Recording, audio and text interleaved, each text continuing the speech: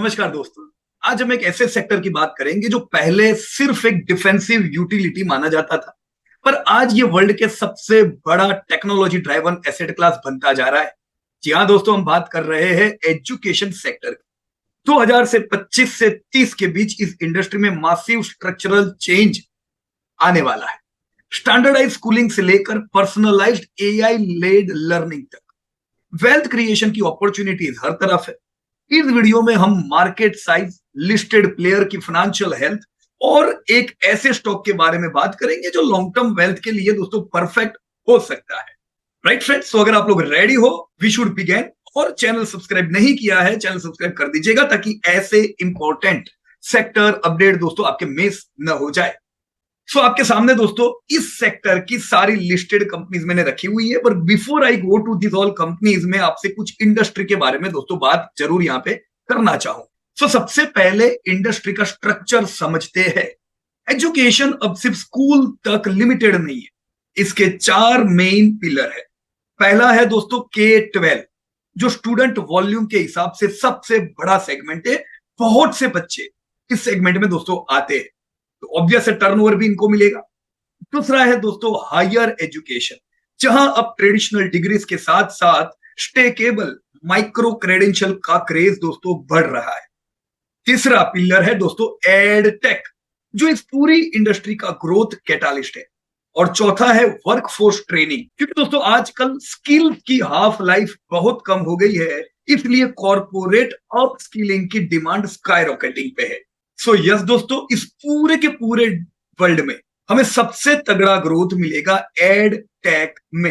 Right friends, तो ed tech पे हमें ध्यान देना चाहिए। उसके साथ वर्ल्ड वाइड इस इंडस्ट्री का दोस्तों क्या पोटेंशियल है वो भी हम देखेंगे। सो मार्केट साइज के नंबर्स आपको हैरान कर देंगे। ग्लोबल एजुकेशन मार्केट 2030 तक $10 ट्रिलियन को टच करने वाला है। ओवरऑल ग्रोथ 4.4% का है, यानी इतना समझे कि ग्लोबल जीडीपी 3% से बढ़ेगी। पर एडटेक, क्या हम इस इंडस्ट्री को कह सकते हैं दोस्तों overall education industry world GDP से ज्यादा तेजी से यानी 4.4% से बढ़ेगी। लेकिन अगर हम एडटेक की स्पेसिफिकली बात करें तो ये 13.3% कगार से बढ़ रही है दुनिया भर में। तो ऑब्वियस है दोस्तों, सीधी लॉजिकल बात है कि एड टैग सेगमेंट में दोस्तों दुनिया के मुकाबले करीबन 4-4.5 गुना ग्रोथ है। इंडिया की बात करें तो हम वर्ल्ड की सबसे बड़ी दोस्तों स्टूडेंट पॉपुलेशन है। हमारी एडटेक इंडस्ट्री 2033 तक $33 बिलियन तक दोस्तों पहुंच सकती है। मतलब दोस्तों ऑलमोस्ट 3 लाख करोड़ के टर्नओवर पे ये पूरी इंडस्ट्री पहुंचेगी।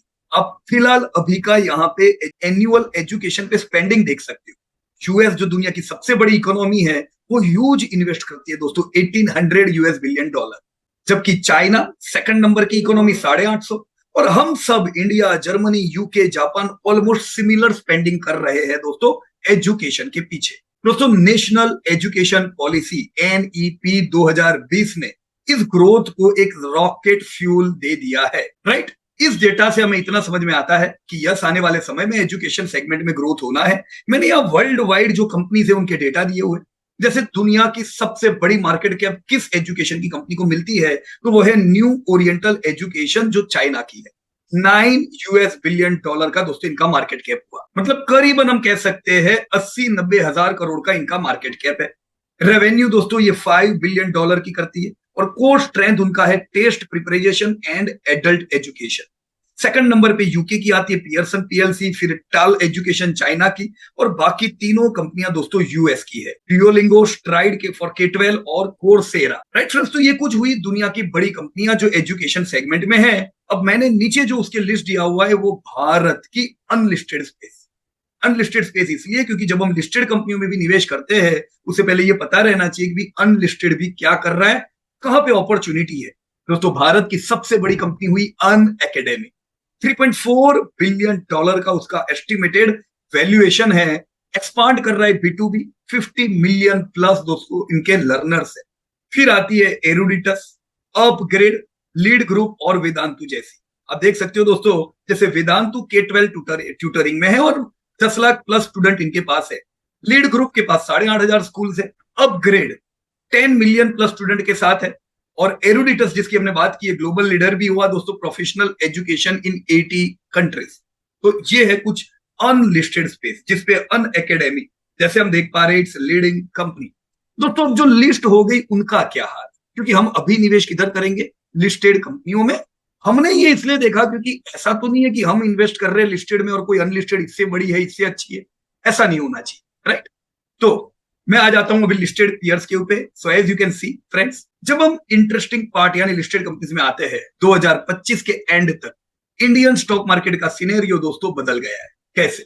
फिजिक्स वाला जो one of the leading company थी दोस्तों अनलिस्टेड स्पेस में, वो लिस्ट हुई नवंबर में, जिनका एक स्पेक्टाकुलर आईपीओ के साथ एंट्री हुई। अब हमारे पास दोस्तों एनआईआईटी लर्निंग सिस्टम जैसी ग्लोबल कॉर्पोरेट ट्रेनर्स भी है, करेंसेक जैसी इंटरनेशनल रिक्रूटिंग प्लेटफॉर्म है, और कैरियर पॉइंट जैसा स्टेबल एफिशिएंसी फोकस भी है। चलिए इनके नंबर्स को दोस्तों हम लोग कंपेयर करते हैं। तो इस टेबल को दोस्तों मैंने जो कंपनियों का दिया हुआ है उसमें दोस्तों ध्यान से देखिए, फिजिक्स वाला मार्केट कैप में सबसे बड़ा है, पर एग्रेसिव एक्सपांशन की वजह से इनका रिटर्न ऑन कैपिटल एम्प्लॉयड अभी भी नेगेटिव है। दूसरी तरफ एनआईआईटी लर्निंग सिस्टम और क्राइसेक बिल्कुल डेप्ट फ्री है, और इनका कैपिटल एफिशिएंसी यानी रिटर्न ऑन कैपिटल एम्प्लॉयड बहुत ही इंप्रेसिव है। स्पेशली अगर मैं कैरियर पॉइंट देखूं तो उनका रिटर्न ऑन कैपिटल एम्प्लॉयड 48% से भी ऊपर है, जो इस सेक्टर में रेयर है, लेकिन दोस्तों वो बिजनेस बिल्कुल नहीं कर पा रहे। तो हमारा ध्यान रहना चाहिए ऐसी कंपनी पे जो सफिशिएंट टर्नओवर करे, प्रॉफिटेबिलिटी अच्छी हो, डेब्ट टू इक्विटी रेशियो फेवरेबल हो, return on capital employed favourable हो। तो ऐसे में मुझे नजर आता है एनआईआईटी लर्निंग ये लीड भी कर रहा है। वैसे सबसे बड़ी फिजिक्स वाला है, पर फिजिक्स वाला के केस में दोस्तों प्रॉफिटेबिलिटी स्टेबल नहीं है, return on capital employed negative है, डेब्ट टू इक्विटी रेशियो भी फेवरेबल नहीं, राइट। जबकि एनआईआईटी सेकंड लार्जेस्ट कंपनी हुई सेगमेंट में, पर बाकी सब जो टेबल है उसमें मेरे को फेवरेबिलिटी नजर आ रही है, रिस्क लॉसेस का यहाँ पे दोस्तों मुझे नजर नहीं आ रहा है। सो यस, इस सेगमेंट में है कई लिस्टेड कंपनियां, पर वो कई में कोई मतलब नहीं है बहुत ज्यादा दोस्तों। ग्रोथ भी ऐसा नहीं है कि बाकी सब बहुत अच्छा कर रहे हैं, ग्रोथ फिजिक्स वाला का जबरदस्त है, पर वो ग्रोथ हाई एडवर्टाइजमेंट स्पेंडिंग और लॉसेस से है। आपको जबरदस्त ग्रोथ चाहिए, आप फिजिक्स वाला ले सकते हो, कोई दो राय नहीं है, पर प्रॉफिट सस्टेनेबल नहीं रहेंगे। आप एनआईटी लेते हो, इधर भी ग्रोथ अच्छा है, 15% ग्रोथ तो उम्मीद करेंगे, लेकिन कंसिस्टेंट प्रॉफिटेबिलिटी के साथ, राइट। तो ये दो चॉइसेस है, आप अपने हिसाब से दोस्तों चूज कर सकते हो। मैं जब इन्वेस्ट करता हूं दोस्तों मुझे सस्टेनेबिलिटी भी चाहिए। अब मैं दोस्तों और एक पॉइंट पे आता हूं, एआई। दोस्तों फ्यूचर एआई का है, हम चैटबॉट से अगर बढ़कर आगे बढ़कर एजेंटिक एआई की तरफ जा रहे हैं, क्या एआई आपका पर्सनल ट्यूटर बनेगा? इंटरेस्टिंग बात यह है कि एनआईआईटी लर्निंग सिस्टम्स की टोटल रेवेन्यू का 11% अब एआई एनेबल्ड सर्विस से दोस्तों आता है। जो कंपनीज एआई को एडॉप्ट नहीं करेगी वो 2030 तक सरवाइव नहीं कर पाएगी। एआई ग्रेडिंग और हाइपर पर्सनलाइजेशन से इन कंपनीज का मार्जिन और भी दोस्तों बढ़ेगा। तो जो ट्रेनिंग्स की कंपनियां एआई के साथ है दोस्तों, ग्रोथ तगड़ा मिलना है। जो एआई से दूर है उनके सामने चैलेंजेस दोस्तों आने चाहिए, राइट। तो अब मैं मैट्रिक्स पे आ जाता हूं कि चलो कौन सी कंपनी पे अपन लॉन्ग टर्म के लिए निवेश कर सकते हैं। देखो कोई टिप नहीं है, मैंने आप लोगों के साथ सब डेटा शेयर किया ना, यू शुड सी, राइट। तो मैंने कुछ कारण दिए हुए टॉप पिक के। देखो एनआईआईटी लर्निंग सिस्टम एक अच्छी कंपनी मान सकते, क्यों? क्योंकि ये कंपनी सिर्फ इंडिया में नहीं ग्लोबल स्टेज पर फॉर्च्यून 500 कंपनीज को ट्रेन करती है। इनका रिन्यूअल रेट 100% है। एक तो लॉन्ग कॉन्ट्रैक्ट्स इनके पास होते हैं, ऐसा नहीं कि एक ट्रेनिंग दी काम हो गया, 5-5 साल के कॉन्ट्रैक्ट्स होते हैं जिससे कंटिन्यू इनको रेवेन्यू मिलती है, जो दिखाता है कि इनका बिजनेस मॉडल सॉलिड है। इनको हर साल स्टूडेंट्स नहीं ढूंढने, ये बिल्कुल डेप्ट फ्री है, और इनके पास $415 मिलियन की रेवेन्यू विजिबिलिटी है। कंसिस्टेंसी और सॉल्वेंसी के मामले में ये लॉन्ग टर्म वेल्थ के लिए एक बेस्ट इन क्लास पिक है। और अगर आप दोस्तों ब्रांड और मास मार्केट रिच चाहते हो तो वो फिजिक्स वाला के पास है, वहां पे बेट लगाना चाहिए if you are looking for mass rich. देखो फिजिक्स वाला ने एक बहुत ही अच्छा नाम कमाया है। फिजिक्स वाला का hybrid model online plus offline undisputed leader है। आपने एक और कंपनी देखी थी बायजू, लेकिन बुरी तरह फंसे दोस्तों। कंप्लेन्स भी मेरे ख्याल से उनकी काफी हर जगह से आती जा रही थी, और इतने एफिशिएंसी नहीं थी जो फिजिक्स वाला की आफ्टर सेल सर्विस की एफिशिएंसी है। तो फिजिक्स वाला को तो सफलता मिली, पिछले 2-3 साल इनके अच्छे गए, जबकि बायजू के पिछले 2-3 साल में बिल्कुल बुरे गए, राइट। लेकिन यहां पे बस एक बात का ध्यान रखना है, एजुकेशन में टीचर चर्निंग एक बड़ा रिस्क होता है। फिजिक्स वाला जैसे स्केल प्लेयर्स में फैकल्टी एट्रेशन रेशियो 25 से 30% तक हो सकता है, जो मॉनिटर करना जरूरी है। टीचर्स इधर से उधर जाएंगे, उधर से दूसरी जगह जाएंगे, ऐसे में कंपनीज पे इफेक्ट पड़ सकती है अगर चर्निंग ज्यादा होती है तो। So what is the conclusion for this sector? Conclusion simple है दोस्तों, एजुकेशन इंडस्ट्री स्केल हो रही है, पर एज एन इन्वेस्टर आपको हाइप और हेल्थ का बीच का फर्क समझना हो। हाई बर्न स्टार्टअप से बचे और उन कंपनीज पर फोकस करे जिनकी बैलेंस शीट स्ट्रांग है और जो एआई को प्रॉफिटेबल वे में यूज कर रही है। याद रखिए, जैसे कि नेल्सन मंडेला ने कहा था, education is the most powerful weapon which you can use to change the world. और सही इन्वेस्टमेंट के साथ ये आपका पोर्टफोलियो को भी चेंज कर सकता है, राइट? तो मैंने आपको डेटा तो सब बताया, इतना भी ध्यान रखें कि ये सेगमेंट आता है कंजप्शन, राइट? तो कंजप्शन में ऑलरेडी आपके पास और कई कंपनीज है। आप लो दैट्स गुड, नहीं low that is also good, right? तो जरूरी नहीं है कि आप पोर्टफोलियो में एनआईआईटी को भी ऐड करेंगे, लेकिन जो हमारा बास्केट है दोस्तों समृद्धि, उसमें हम एनआईआईटी को जरूर जगह देंगे क्योंकि वो पर्टिकुलर बास्केट है। कंजप्शन बूम होता है दोस्तों, इसका फायदा मिलता है। सेकंड, एनआईआईटी को जगह उधर भी मिलनी चाहिए टेक्नोलॉजी के सेगमेंट में। अब आपका अगर टेक्नोलॉजी में वेटेज कम है तो आप एनआईआईटी लर्निंग में निवेश कर सकते हो, कुछ वेटेज दे सकते हो, ये कह के कि यस टेक्नोलॉजी का बढ़ना भी इसके लिए बढ़िया चीज है, राइट? तो हम इसको ओवरऑल पोर्टफोलियो में इधर टेक्नोलॉजी और कंजप्शन दोनों में जगह दे सकते हैं। जब बास्केट्स की बात आती है, यस ये टेक्नोलॉजी का भी बास्केट का प्लेयर हुआ, ये कंजप्शन बास्केट का भी खिलाड़ी हुआ। So this was for education. अब मैं दोस्तों आ जाता हूं आपके साथ एनआईआईटी की फेयर वैल्यूएशंस के ऊपर। दोस्तों वैसे एनआईआईटी अभी लिस्ट हुई है इंडिपेंडेंटली, राइट? तो 2023 से इनका लिस्टिंग हुआ। जो मैं डेटा मेरे पास लेके आया हूं ये 2019 से है। यू कैन सी इनका सबसे बड़ा केपीआई क्या है, एमटीएस कस्टमर। एमटीएस कस्टमर 2019 में जो 46 थे वो हर साल बढ़ते बढ़ते अभी पिछले साल तक 93 हुए, अभी 107 हुए हैं। और ये वो कंपनी है जिनके साथ दोस्तों इनका टाई अप होता है, तो लॉन्ग कॉन्ट्रैक्ट इनके होते हैं। अगर रिन्यूअल होता है 5 साल का या लंबा और आगे तो इनकी रेवेन्यू और बढ़ती जाती है। जितने ज्यादा कस्टमर ढूंढेंगे उतना ज्यादा इनका रेवेन्यू बढ़ेगा। 2023 जब ये लोग लिस्ट हुए तब 80 थे, वहां से बढ़ के 107 हुए। So every year they are able to increase their MTS customer. This is only possible when they are able to renew the past previous contract and they are able to have a new contract with new customers. इसी के साथ दोस्तों sales भी as you can सी बढ़ता जा रहा है। 2019 667 करोड़ का टर्नओवर, लिस्टिंग के समय 1362 करोड़ का टर्नओवर, पिछले साल 1600 और अभी ट्रेल में देख रहा हूं 1856 crore. So I can see they are able to grow well.